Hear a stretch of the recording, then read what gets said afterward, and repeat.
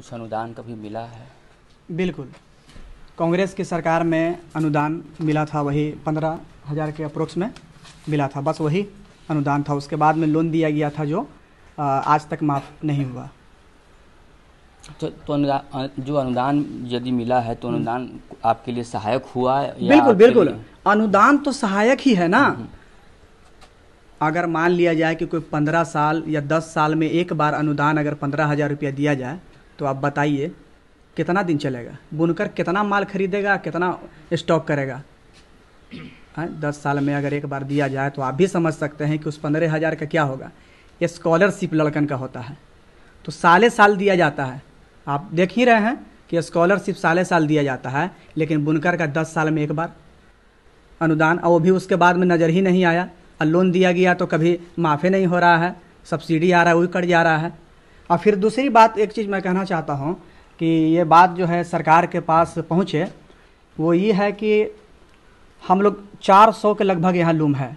हम लोग बुनकर हैं, उत्पादन कर रहे हैं, शर्टिंग का भी उत्पादन करते हैं, बेडशीट भी उत्पादन कर रहे हैं, और चादर, लुंगी और भी पैंट का कपड़ा, ये सब उत्पादन होता है।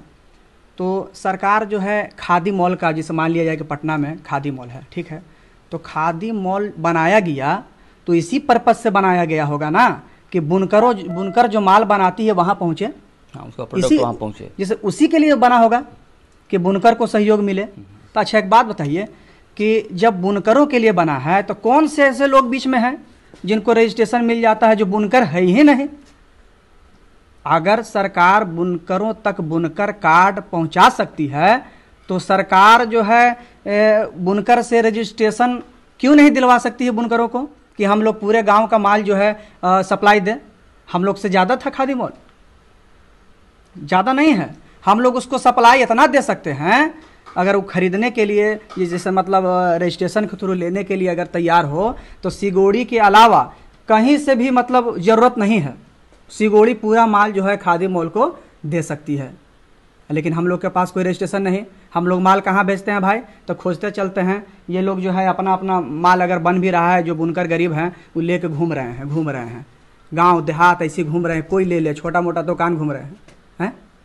तो ये उद्योग आपका लगाया हुआ है जी, आप एंटरप्रेन्योर हैं एक तरह से? जी, अपना पर्सनल है। हम लोग प्राइवेट स्तर से काम कर रहे हैं ना। गवर्नमेंट का हम लोग को अगर मिले सहयोग मिले तो हम लोग आगे बढ़े। आप यहाँ पे एक तरह से लेबर हैं जी बिल्कुल। तो आप लोगों को क्या दिक्कत आती है? हम लोग का दिक्कत यही है कि जो माल इनका सप्लाई अगर नहीं होता है तो जो हमारा काम किया हुआ मजदूरी है ये भी फंसा हुआ रहता है। आपको जो आपके मालिक हैं उनसे क्या अपेक्षा रहती है और आपको सरकार से क्या अपेक्षा रहती है? मालिक से देखिए कोई अपेक्षा नहीं रहेगी, इसलिए कि हम पूरा जानते हैं इसके बारे में। इसमें कुछ है नहीं, ना ज़्यादा बचत है और ना बढ़िया बिक्री है कि इनसे कुछ उम्मीद रखेंगे कि आज 10 रुपये मीटर 20 रुपये मीटर है तो 30 रुपये मीटर दिया जाए। इसलिए कि इसमें बचता कितना है ये हम खुद जानते हैं। मेरा अपना भी चलता है, घर पे चला रहे हैं, जो परिवार हमारा काम कर रहा है उसको जब बन जाता है तो दुकान में जाते हैं लेकर के, दुकान में देते हैं जहाँ 120 रुपये की गमछी। सरकार से क्या अपेक्षा रखते हैं? सरकार से हम यही चाहते हैं कार्ड बने या ऐसा कुछ, क्या अपेक्षा है? सरकार बुनकरों को पहचान करके ही बुनकर कार्ड दे, यहाँ आकर के पहचान करे और जो बुनकर काम करने वाला हो उसको देख करके दे। ऐसी अंधाधुंध न दे के चले जाए, ऐसा ठीक नहीं है। अभी जो बटा है कुछ दिन पहले उसमें आधा से ज़्यादा बुनकर छूट चुका है, और जो माल हम लोग तैयार करते हैं वो माल सरकार खरीदने के लिए तैयार हो जाए कि हमारा जो उत्पादन है वो ले लेगी सरकार। अगर एक बात आप बताइए कि ये जनप्रतिनिधि तो यहाँ जरूर आते होंगे अपने वोट के लिए? बिल्कुल बिल्कुल। तो आप उनसे अपनी समस्या क्या कभी रखते हैं? जी बिल्कुल। तो उन्होंने कुछ तवज्जो दिया इन बातों पे? जो है ना सब जो जुमलेबाजी है खाली। अगर उनको कहा जाता है कि इस तरह बुनकर की स्थिति है तो अच्छा ठीक है हो जाएगा। अब जैसे चुनाव ख़त्म हुआ तो खैर 5 साल तक तो नज़रें नहीं आते हैं, वो तो दूर के बात है, क्या मने काम करेंगे। अरे रहता कि मान लिया जाए कि जीत गए हैं, जीतने के बाद कभी 5 साल में 1-2 बार चले आए गांव में जनता से मिल लिए। अरे यहाँ तो हम लोग का जो है ना वोट बैंक के रूप में इस्तेमाल होता है कि आपका ये कर देंगे वो कर देंगे, कुछ काम होता नहीं है यहाँ पर। अभी देखिए सबसे बड़ा चीज़ था कि इतना बड़ा आबादी है इस गाँव का, इसके अलावा इसके अगल बगल भी आबादी है, ठीक है। यहाँ पे एक उप स्वास्थ्य केंद्र है, शायद उप स्वास्थ्य केंद्र है, तो लगभग कई सालों से ऐसी बंद पड़ा है, ना डॉक्टर है ना नर्स है, ऐसी पड़ा हुआ है।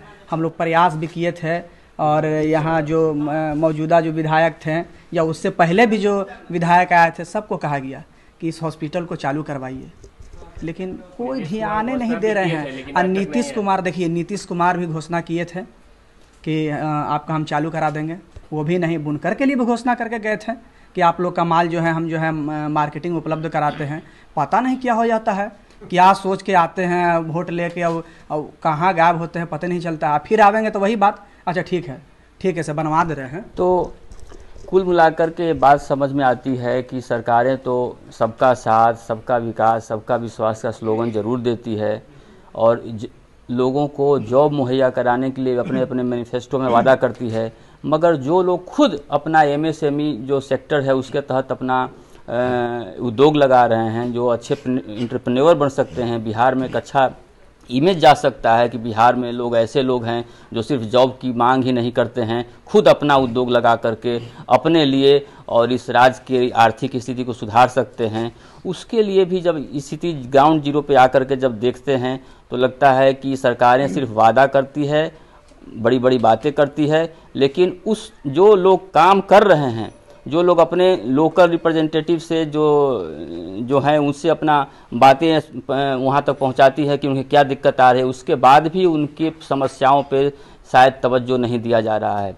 ज़रूरत है कि सरकारें वादा करने के बजाय यहाँ की ग्राउंड जीरो पे आकर के उनके रिप्रेजेंटेटिव इस चीज़ों को, समस्याओं को देखें और उसके लिए क्या वो समस्या को हल करने में क्या अपना योगदान दे सकती हैं, उस पर अपना ध्यान दें। पालीगंज में उसके तहत में लोगों से अभी यहाँ पे जितने लोग आए हुए हैं उनसे मैं बात करूँगा कि आखिर एक अलग तरह का एक प्रयोग है, इस प्रयोग के तहत आखिर उनका क्या